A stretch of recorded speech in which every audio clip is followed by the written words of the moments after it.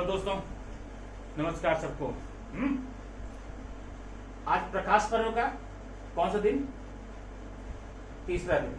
ठीक है। पहले में आपने पढ़ा था प्रकाश का अपवर्तन पारदर्शी माध्यम का। दूसरे में क्या पढ़ा था? दूसरे में आपने पढ़ा था प्रकाश का परावर्तन। अब परावर्तन संबंधी सारी बातें आप लोग पढ़ चुके हैं, जो कि समतल दर्पण और गोली दर्पण में आपको बताया गया है। ठीक है। आज का हमारा जो टॉपिक है वो फिर हम आ गए हैं अपवर्तन में, क्योंकि आज जो हम लेने वाले हैं जो माध्यम है प्रकाश की किरणों के गमन का, वह एक पारदर्शी माध्यम है। उस पारदर्शी माध्यम का क्या है नाम? लेंस। नाम याद रखना, लेंस। अब लेंस क्या होता है, लेंस से संबंधी अवधारणाएं क्या होती हैं, लेंस से संबंधी और सारी व्याख्या क्या होती है, ये हमको एक एक करके पढ़ना है। ठीक है। और आप भी पूरा मन लगा करके वीडियो को देखिए, आपको पूरा का पूरा ये समझ में आ जाएगा। Okay, ready? चलिए ठीक है। अब सबसे पहले हमें देखना पड़ेगा कि आखिर लेंस होता क्या है। लेंस, अब लेंस का नाम आपने बहुत बार सुना होगा, लेकिन आज हम इसको डिटेल में पढ़ेंगे। लेंस क्या है और उसके पार्ट क्या है, इसका कार्य क्या है, उपयोग क्या है। ठीक है। तो लेंस की परिभाषा अगर देखें, लेंस एक ऐसा पारदर्शी माध्यम होता है, ध्यान देना, लेंस एक ऐसा पारदर्शी माध्यम होता है जिसका कम से कम एक तल या फिर दोनों गोलीय हो। बात समझ में आई ना? लेंस एक ऐसा पारदर्शी माध्यम है जिसका कम से कम एक तल या फिर दोनों पारदर्शी होते हैं, हम उसको लेंस कहते हैं। एग्जाम्पल देख लो। अभी ये कांच का बना हुआ एक पार्ट है और ये पारदर्शी है, इसका लेफ्ट और राइट दोनों भाग गोली है। ये भी इसका लेफ्ट राइट गोली है। और फिर एक पार्ट कैसे हो सकता है, ये देखिए, अगर मान लो एक पार्ट ऐसा है और एक पार्ट है ऐसा कर देंगे, ये एक भाग गोली है और एक भाग प्लेन है, समतल है। अगर हम इसको ऐसा करना चाहें, ऐसा, ये देखो, एक भाग गोली है एक भाग प्लेन है। ठीक है। तो इसके मतलब ये भी लेंस है, ये भी लेंस है, ये भी लेंस है, ये भी लेंस है। इसका एक एक पार्ट गोली है, एक भाग प्लेन है, इन दोनों का दोनों भाग गोली है। ठीक है। तो इस प्रकार से हमने लेंस की देख ली परिभाषा। लेंस की परिभाषा क्या होगी? लेंस एक ऐसा पारदर्शी माध्यम है जिसके कम से कम एक अन्यथा दोनों पार्ट गोलीय होने ही चाहिए, तभी हम उसको लेंस की संख्या में रखेंगे। Now what is the lens? Lens is a slab, a glass having at least one or the both sides are spherical are called lens। तो ये लेंस के प्रकार कितने कितने हैं? लेंस के दो प्रकार हैं। लेंस के दो प्रकार हैं। पहला है उत्तल लेंस। उत्तल लेंस, अब आप देखिए इसमें मोस्टली वर्ड आप जो मिरर का पाए हैं, दर्पण वाला लेसन आप चैप्टर पढ़े हैं ना, उससे आपको मिलेगा, आपको बहुत हेल्प मिलेगी उससे। उत्तल लेंस, कॉन्वेक्स लेंस। ठीक है। सेकंड है अवतल लेंस। अवतल लेंस, कॉनकेव लेंस, वही नाम है ना, वहां दर्पण का यहाँ पर लेंस है, वहां मिरर का यहाँ पर लेंस है, ये है कॉनकेव लेंस। ठीक है। लेंस के दो प्रकार हो गए, एक हो गया उत्तल लेंस, एक हो गया अवतल लेंस। उत्तल लेंस परिभाषा आप लोग जानते हैं, ऐसे लेंस जिसका कम से कम एक अन्यथा दोनों भाग कैसे हो, उठे हुए हो, कॉन्वेक्स हो। ठीक है। The lens having at least one or both sides are convex. ठीक है। Upward they are called convex lens. तो अवतल क्या है? उल्टा है। ऐसा लेंस जिसका कम से कम एक अथवा दोनों पार्ट क्या हो, दबे हुए हो, अवतल हो, उसको हम अवतल लेंस कहते हैं, कॉन्केव लेंस कहते हैं। ठीक है। तो ये लेंस के दो प्रकार हो गए। अब लेंस से संबंधित हमें पारिभाषिक शब्दावलियों को पढ़ना है। अब पारिभाषिक शब्दावलियों को पढ़ने के लिए ये देखिए, मैंने पहले से आपके लिए यहाँ पे रख दिया है। अब ये शब्द, पहला आपने लेंस देख लिया, लेंस का प्रकार देख लिया। ओके।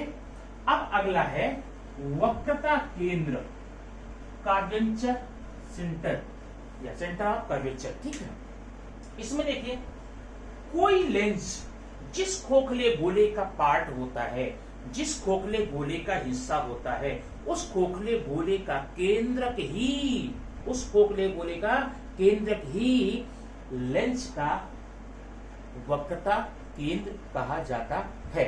अब ध्यान देना, दर्पण में हमने यहां पर सी पढ़ाया था आपको, लेकिन यहां पर अभी मैं थोड़ी देर बाद चेंज करूंगा, सी का नाम कुछ और रखूंगा, वो मैं अभी कुछ देर बाद बताऊंगा, क्योंकि उसके पीछे लॉजिक है, उसको मैंने वो नाम क्यों दिया। ठीक है, अभी सी आप रखिए, क्योंकि दर्पण में आपने वक्रता केंद्र को सी ही पढ़ा था, यहां भी हम आपको सी बताते हैं। अब देखिए, इस गोलीय दर्पण में ये भाग गोला है, इसका केंद्रक यहां कहीं होगा, ये इस साइड में, ठीक है, इस साइड में, इसको हम सी बोलेंगे, और इस वाले का पार्ट का हिस्सा यहां होगा। ये रुको, मैं यहां पर मिटा देता हूं, आपको समझ में आएगा। जो इधर का गोला भाग है, इसका भाग यहां होगा, सी यहां होगा। तो जो दो सी हो गए, अब क्या करें, हम कैसे पहचाने कौन सी है? तो इसको हम बोलेंगे C1, इसको बोलेंगे C2, C1 C2। Left hand side का C1 है, राइट हैंड साइड का C2 है, तो आपका हो गया वक्रता केंद्र, सेंटर ऑफ कर्वेचर, ठीक ना। कोई लेंस जिस खोखले गोले का हिस्सा होता है उस खोखले गोले का केंद्र ही, उस खोखले गोले का केंद्र ही क्या होता है? लेंस का वक्रता केंद्र कहा जाता है। आपने ये परिभाषा में देख लिया, ठीक है। अब यहाँ पर दर्पण में तो सिर्फ एक ही था, ठीक है, क्योंकि उसका एक भाग उभरा या दबा होता है ना, कॉन्वेक्स या कॉनकेव होता है। इसमें दो दो भाग हैं, इसलिए हमें दो नाम रखना पड़ा, C1 C2। Left hand side में C1, राइट हैंड साइड में C2। अब दूसरा है प्रकाश केंद्र, ऑप्टिकल पॉइंट, इसको हम दिखाते हैं O से। ऑप्टिकल पॉइंट O लेंस के, गोलीय लेंस के, अब चाहे उत्तल हो चाहे अवतल हो, मध्यमान भाग को, मध्य भाग को, ये देखो मध्य भाग को हम ऑप्टिकल पॉइंट कहते हैं। यहां पर ये होगा, ऑप्टिकल पॉइंट कहते हैं, ठीक है। प्रकाश केंद्र हो गया। अब तीसरी बात आती है मुख्य अक्ष, प्रिंसिपल एक्सिस, जो चीज आपने वहां देखी थी। अब ध्यान देना, वहां P, यहां O, जो काम वहां से P से करवाते थे, ध्रुव से करवाते थे, करते थे, वही काम यहां पर ऑप्टिकल पॉइंट से करेंगे, ठीक है। वक्रता केंद्र और प्रकाशिक केंद्र बोलेंगे, प्रकाश केंद्र बोलेंगे, ऑप्टिकल पॉइंट बोलेंगे। वक्रता केंद्र और प्रकाश बिंदु से होकर जाने वाली सरल रेखा को मुख्य अक्ष कहते हैं। अब ये देखिए, ये रेखा जो गई है ना, ये मुख्य अक्ष नाम दे देना। वक्रता केंद्र और प्रकाश केंद्र से होकर जाने वाली सरल रेखा को क्या कहेंगे? वक्रता, सॉरी, मुख्य अक्ष कहते हैं। बात समझ में आ गई? Principal axis, principal axis a simple line drawn from curvature centre through the optical point, ठीक है। अब अगला देखेंगे मुख्य नाभि, प्रिंसिपल फोकस, इसको आप बताएंगे F से, ठीक है। अब वही चीज दर्पण की बात में आना, मुख्य नाभि क्या होगी? मुख्य नाभि देखो ध्यान से, मुख्य अक्ष के समांतर आने वाली प्रकाश की किरण, ये है मुख्य अक्ष, उसके समांतर ये प्रकाश किरण आएगी, अपवर्तन होगा, ध्यान देना, अपवर्तन क्रॉस करेगी, अपवर्तन के पश्चात मुख्य अक्ष के जिस बिंदु से जाएगी उसको बोलेंगे मुख्य नाभि। बात समझ में आई ना? अच्छा, अब ये ध्यान देना, जब किरण इधर से आ रही है तो मुख्य नाभि इसकी हो गई, अब इधर भी एक मुख्य नाभि हो जाएगी, ठीक है।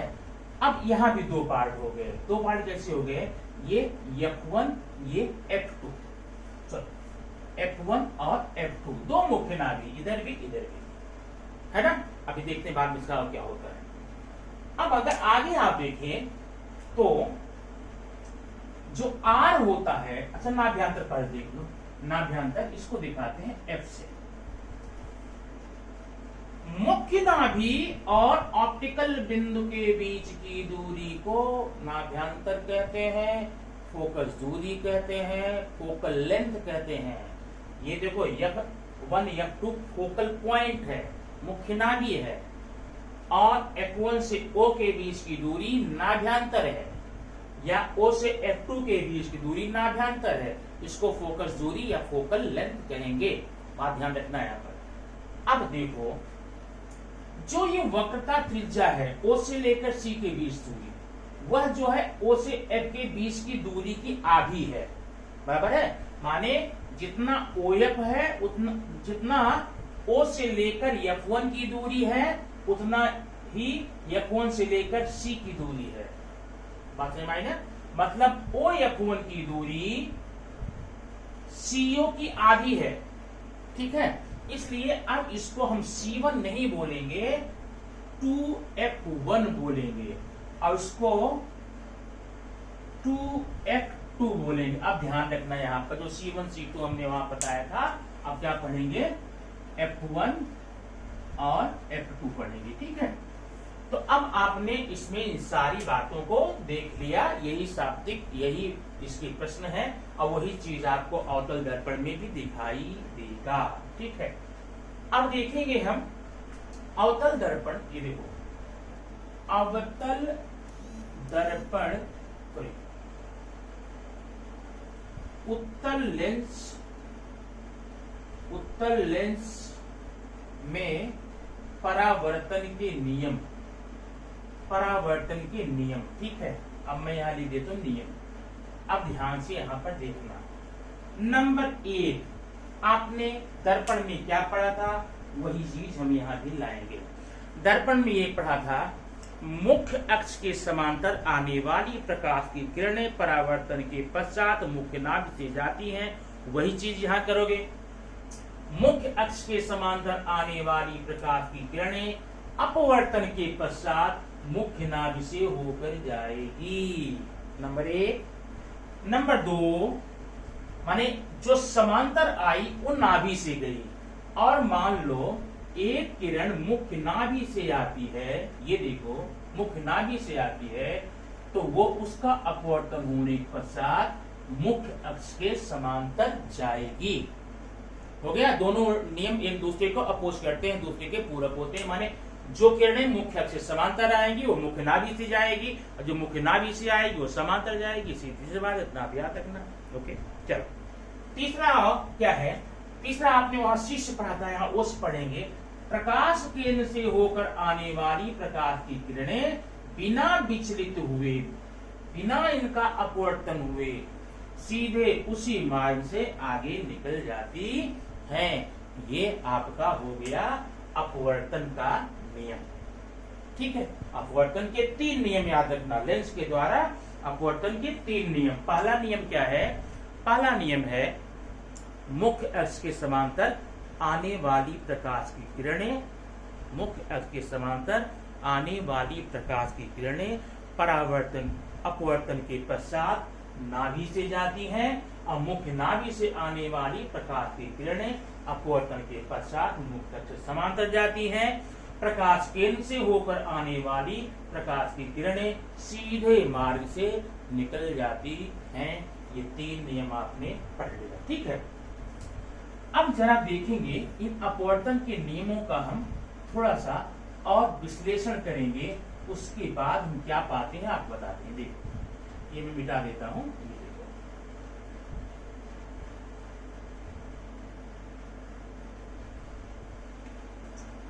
ये मैंने मिटा दिया। अब यहाँ पर ध्यान देखना, यहाँ पर एकदम ध्यान देखना।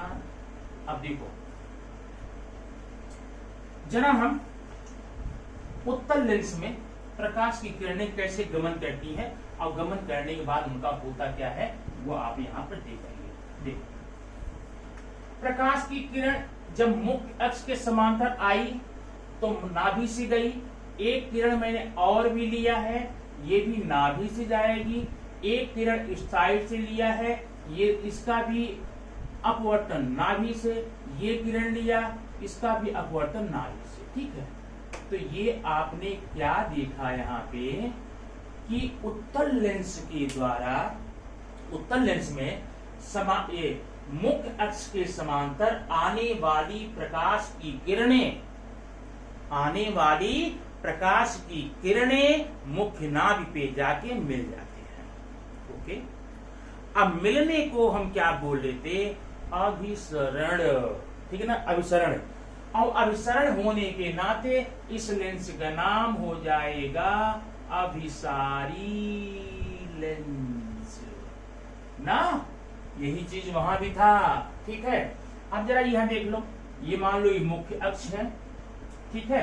अब मुख्य अक्ष में हम क्या करेंगे, ये आपका है F1 to F1 F2 to F2, ठीक है।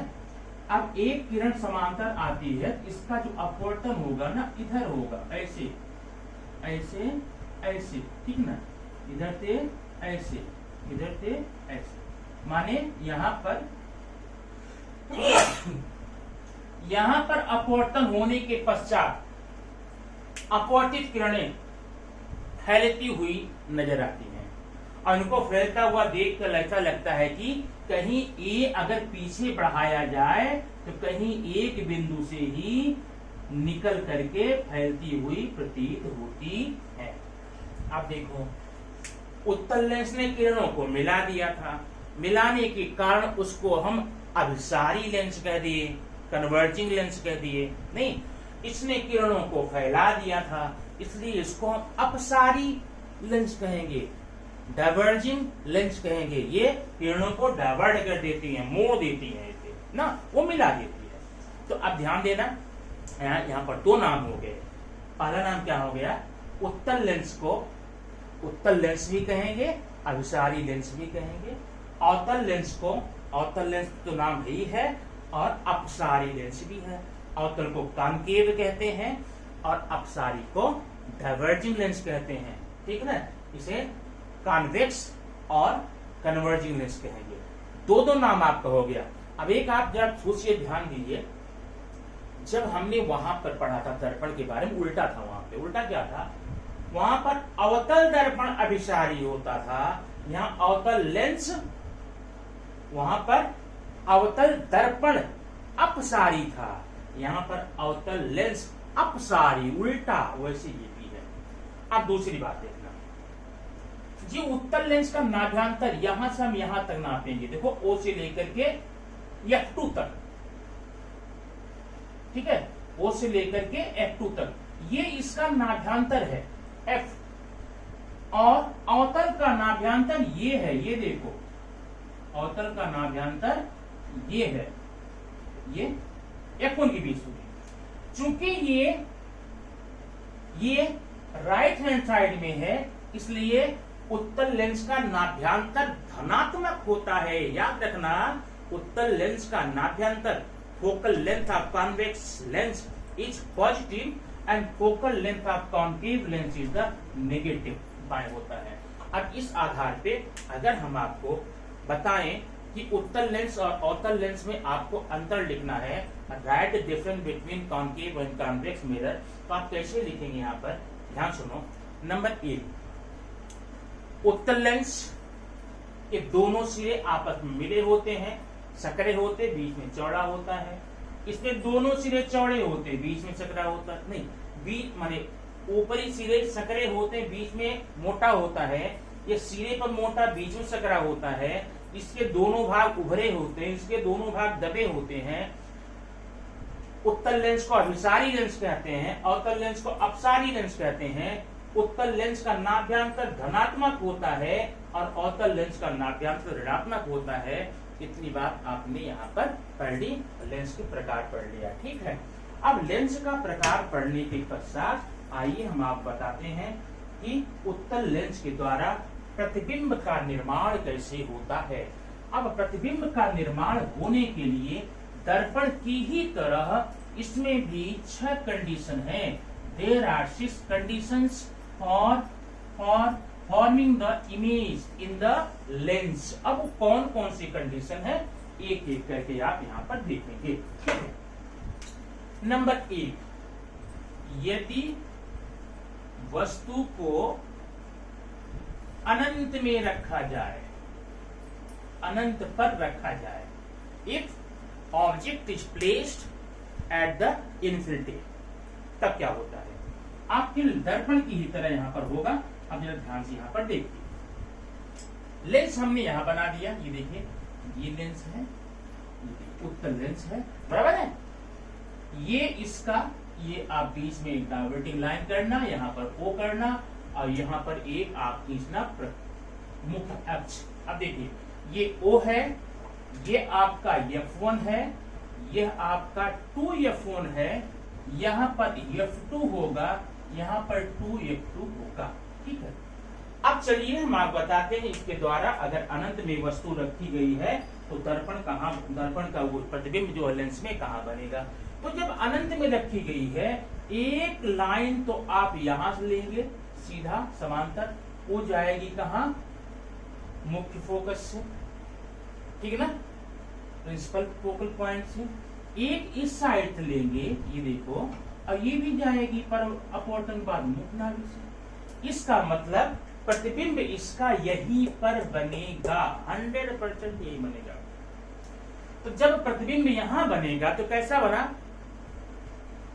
उत्तल लेंस में अनंत पर रखी गई वस्तु का प्रतिबिंब, ध्यान देना, प्रतिबिंब मुख्य नाभि पर, माने बोलना या तो F2 बोलना, F2 पर बनेगा, अत्यंत छोटा बनेगा, उल्टा बनेगा और वास्तविक बनेगा। जब जब उल्टे की बात है तो वास्तविक बोलना, कि उल्टा प्रतिबिंब ही वास्तविक होता है, बराबर है, सीधा जो है काल्पनिक होता है, तो उल्टा बनेगा और वास्तविक बनेगा। ये हो गया आपका नंबर 1, ठीक ना। ऐसे डायग्राम आपको एग्जाम में बनाने पर 2 नंबर मिलता है, फोकट का एग्जाम होता माने या फिर नंबर होता है, ट्रैक्स बन जाता है, ठीक है ना।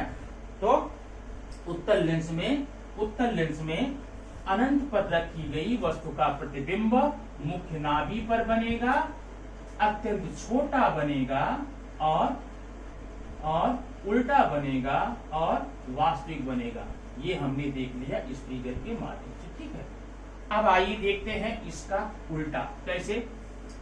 दूसरा, यदि वस्तु को मुख्य नाभि पर माने F1 पर रखा जाएगा तो कैसे बनेगा। अभी देखिए ये है वस्तु, जब सीधा खींचेगा यहाँ पर अच्छे से, ये है वस्तु। अब ध्यान देना, जब भी वस्तु को यहाँ खींचना 2 लाइन आपको ले जानी है, एक तो मुख्य अक्ष के समांतर, एक प्रकाश केंद्र से, बराबर है। अच्छा, तो हम एक किरण ले गए समांतर, तो समांतर कहां जाएगा, मुख्य नाभि से जाएगा, और एक किरण ले जाएंगे प्रकाश केंद्र से। प्रकाश केंद्र से जाने वाला कोई भी लाइन बिना मुड़े उसी रास्ते जाता है। मतलब ये 2 लाइन, ये जो 2 किरणें जा रही है ना, ये दोनों समांतर है। समांतर मतलब ये कभी मिलने वाली नहीं है। इसका मतलब मुख्य नाभि पर रखी गई वस्तु का प्रतिबिंब अनंत में बनेगा, इंफिनिटी पर बनेगा। देखो उल्टा बनेगा, और उल्टा बनेगा तो वास्तविक बनेगा, रियल बनेगा, और रियल जब बनेगा तो आप जानते हैं तो बड़ा बनेगा, ठीक है। अगर मुख्य नाभि पर वस्तु को रख दें तो बनने वाला प्रतिबिंब अनंत में बनेगा, उल्टा बनेगा, वास्तविक बनेगा और बड़ा बनेगा। तो आपने यहाँ पर 2 चीजें देख ली, दोनों एक दूसरे के उल्टे हैं। अब देखेंगे हम तीसरा कंडीशन। तीसरी कंडीशन माने कंडीशन वो सारी वही है जो आपने दर्पण के समय पढ़ी थी, नहीं, दर्पण में जो चीजें थी वही यहाँ पर है।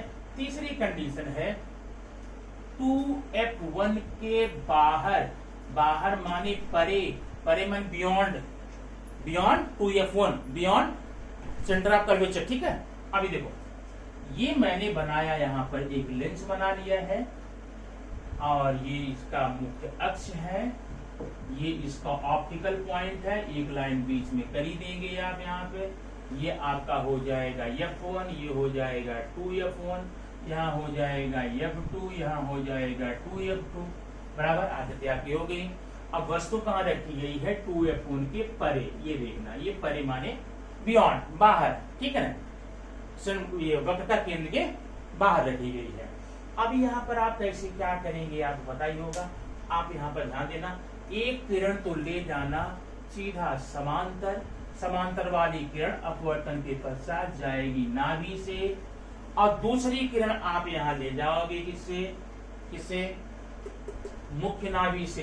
ये देखिए ये ऐसा, ये मुख्य नाभि से गई, मुख्य नाभि से परिवर्तित होने के बाद में ये ऐसे जाएगी, ये देखो।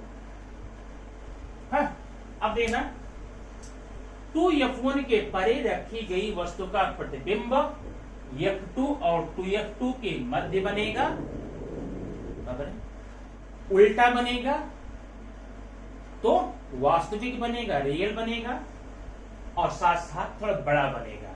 जो वस्तु रखी गई थी ना, वस्तु से ये बड़ा बनेगा। आप बात समझ में आ गई ना। नंबर 3 हो गया। नंबर 4, अगर हम 2f1 और f1 के मध्य रखें तो उल्टा बना देना, आ जाएगा। आप कर सकते हैं। 4 पॉइंट हो गए। तो अगर परे रखे हैं तो मध्य में बना है, मध्य में रखेंगे यहां पर तो परे बनेगा। ठीक है, तो आपकी ये 4 कंडीशन हो गई लेंस में। चलो अभी हम देखेंगे 5वां और 6वां। दर्पण की ही तरह यहाँ पर ये दोनों आपस में पेयर हैं। पहले का अपोजिट दूसरा हो गया, दूसरे का तीसरे का चौथा हो गया। अनंत में रखी गई वस्तु का प्रतिबिंब मुख्य नाभि पर, मुख्य नाभि पर रखी गई वस्तु का प्रतिबिंब अनंत में है। ठीक है ना। 2f1 के परे रखी गई वस्तु का प्रतिबिंब f2 2f2 के मध्य। अगर हम 2f1 और f1 के बीच रखे तो परे बनेगा। चलो 5वीं कंडीशन हम लेते हैं। 2f1 पर अगर रखा जाए तो फिर मैं सी ध्यान देना है यहाँ पर। 2f1 पर रखी जाए वस्तु तो ये देखिए आपका ये लेंस है और ये है आपका मुख्य अक्ष, ये ऑप्टिकल पॉइंट है, ये f1 है, ये 2f1 है, यह f2 यहाँ है, यहाँ पर 2f2 हो जाएगा। ठीक है, तो चलिए देखिए हम यहाँ रखते हैं। अब एक प्रतिबिंब तो जाए, एक लाइन तो जाएगी पैरेलल, समांतर जाएगी, उसको ले जाना नाभि से, बराबर है। दूसरी लाइन जो जाएगी वो कहाँ जाएगी पता है? F से, ये देखो F, यहाँ से, यहाँ से ये सीधे कहाँ जाएगी, रुको यहाँ थोड़ा सा यहाँ आ गया है, यहाँ पे ये F से, F यहाँ पर, ठीक ना। अब यहाँ से ले जा करके इसको यहाँ ले जाएंगे, ये देखो ये आपका बन गया। ठीक है, कैसा?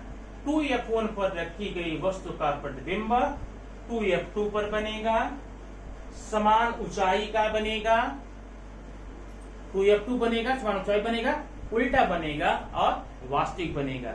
इस प्रकार से आपने यहाँ पर ये देखा। ठीक है, अच्छा अब हमें क्या देखना है? लास्ट का पॉइंट इसका जो है वो हम कैसे करेंगे? 5वां, 6वां देखिए, ये आपका है लेंस, ये है मुख्य अक्ष, ये है O F1 2F1, यहाँ पर F2, यहाँ पर 2F2। वस्तु को रखेंगे O और F1 के मध्य, ये देखना वस्तु कहाँ है? O और F1 के मध्य में है। अब ध्यान देना, एक किरण तो आप ले जाएंगे समांतर, कैसे? ये जाएगी F2 से, दूसरी किरण जाएगी इससे, यहाँ तो चांस है नहीं, आप ले जाएंगे O से। अब नीचे फैलती जा रही है ना, इसको आगे बढ़ाना पड़ेगी, ये देखो ऐसे ऐसे, जहां कटी यहां देखो, यहां बन गया। माने O और F1 के बीच रखी गई वस्तु का प्रतिबिंब अब की बार लेंस के सामने बना है और काफी बड़ा बना है, सीधा बना है, और जब सीधा बना है तो काल्पनिक बना है ना। इस प्रकार से आपने लेंस के बारे में ये जानकारियां ले ली हैं। ठीक है ना। अब लेंस से संबंधित और कुछ बातें हम आपको बताएंगे, इसमें आप ध्यान से इसको देखिए। आपने लेंस की परिभाषा, लेंस के प्रकार, लेंस के अंग देख लिए, और किसी भी माने उत्तल लेंस में प्रतिबिंब कैसे बनता आपने वो देख लिया है। अभी हम पढ़ेंगे चिन्ह परिपाटी। लेंस के लिए चिन्ह परिपाटी। ठीक है, दर्पण का है नंबर 1, ये देखिए लेंस बना। अब खींच लीजिए, O है, ये F1 है, F2 है, 2F1 है, ये F2 है, ये 2F2 है। ठीक है। पहला, वस्तु अथवा प्रतिबिंब की दूरियां, पहला नंबर ये करना, वस्तु को हमेशा लेंस के बाएं तरफ ही रखेंगे, नंबर 1। दूसरा, वस्तु अथवा प्रतिबिंब की दूरियां हमेशा हम ऑप्टिकल पॉइंट से नापेंगे, प्रकाश बिंदु से नापेंगे, और प्रकाश बिंदु से बाएं तरफ नापी गई दूरी ऋणात्मक और दाहिने तरफ नापी गई दूरी धनात्मक। ये तो था उसमें भी, इसमें आपके दर्पण में, ठीक है ना। वहां हमने क्या लिया था, इसकी जगह पर P लिया था। दूसरा नहीं। तीसरा, वस्तु अथवा प्रतिबिंब की ऊंचाइयां मुख्य अक्ष से नापी जाती हैं। मुख्य अक्ष के ऊपर नापी गई दूरी धनात्मक और नीचे नापी गई दूरी ऋणात्मक होती है। यह आपकी है चिन्ह परिपाटी। ठीक है। अब चिन्ह परिपाटी के बाद में आप यहाँ देखेंगे एक चीज और छोटी सी बात है, इसमें थोड़ी सी बात है। अब थोड़ी बात कहते हैं, पहला है लेंस का सूत्र। यहाँ पर देखिएगा लेंस का सूत्र। लेंस का सूत्र ये देखना। लेंस का सूत्र जैसे आपके दर्पण में था वैसे यहाँ भी है, थोड़ा सा अंतर है। लेंस का सूत्र होता है 1/f बराबर 1/b माइनस 1/u। ठीक है। ये सूत्र ऐसा है, इसमें f जानते हैं नाभ्यांतर है, v है प्रकाश केंद्र से प्रतिबिंब की दूरी, प्रकाश केंद्र से वस्तु की दूरी। नंबर 2 है लेंस का आवर्धन। वहां दर्पण का था, यहाँ लेंस का आवर्धन, मैग्निफिकेशन या magnifying power of the lens, आवर्धन। ये परिभाषा वही है, इसको दिखाते हैं m से। m बराबर होता है, क्या होता है परिभाषा, क्या बताया दर्पण में, प्रतिबिंब की ऊंचाई और वस्तु की ऊंचाई के अनुपात को लेंस का आवर्धन कहते हैं। माने प्रतिबिंब h2 है, वस्तु h1 है। और एक चीज और होता है, प्रतिबिंब की दूरी और वस्तु की दूरी के अनुपात को आवर्धन कहते हैं। अगर दोनों एक साथ हम लिखना चाहें तो ऐसे लिखेंगे, m बराबर h2/h1 बराबर v/u। ये आपका आवर्धन हो गया। इस तरह से ये ध्यान रखना कि आपको प्रश्न का हल करने में, निकालने में बहुत ही आसान होगा, समझ में आएगा। ठीक है। अगला नंबर है, ध्यान देना, अगर आपसे ये प्रश्न पूछा जाए,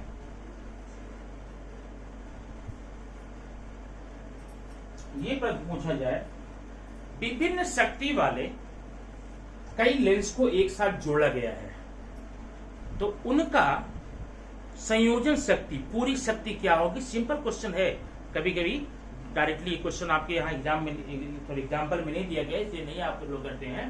अगर कई माने 3 लेंस हैं, एक शक्ति 1.7 है, दूसरे की 2 है, तीसरे की 5 है, उनका कुल शक्ति कितनी होगी, सीधा सबको जोड़ देना।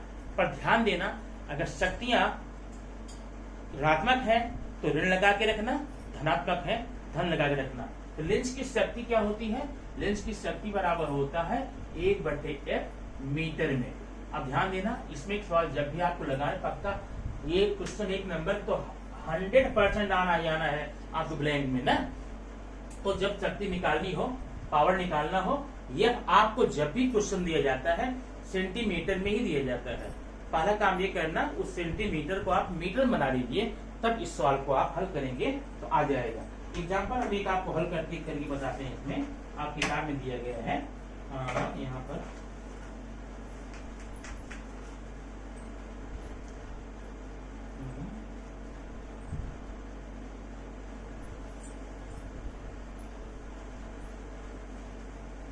चलो अच्छा, एक इसकी इकाई डायोप्टर होती डी में। एक लेंस की शक्ति दी गई है +1.5, ध्यान रखना +1.5। तो उस लेंस की फोकस दूरी आपको ज्ञात करनी है, फोकल लेंथ ज्ञात करना है। ठीक है, सिंपल सी बात है।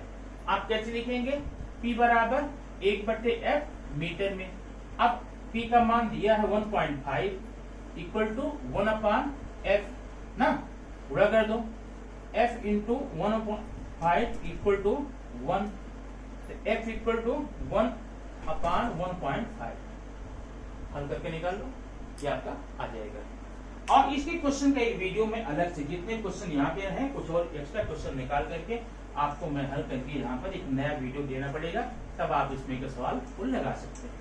तो आपका ये लेंस संबंधी सारी अवधारणाएं यहीं पर समाप्त होती हैं। अभी एक वीडियो में आपको और दूंगा, वह है मानव नेत्र का। मानव नेत्र और लेंस में बहुत बड़ी समानता होती है, उनके कार्य करने में भी और उनके नाभ्यंतर में, उनके क्या बोलते हैं प्रिंसिपल एक्सिस में जो पार्ट आपके लेंस में होते हैं वही चीजें हमारे नेत्र लेंस में भी होती हैं। इसलिए वो चीज हम आपको पढ़ाएंगे इसके साथ, और इस लेंस की सहायता से हमारे नेत्र में पाए जाने वाले दोषों को भी हम अच्छी तरह समझ करके अलग करके समझ सकते हैं। ओके, हम बात आई ना। Thank you very much.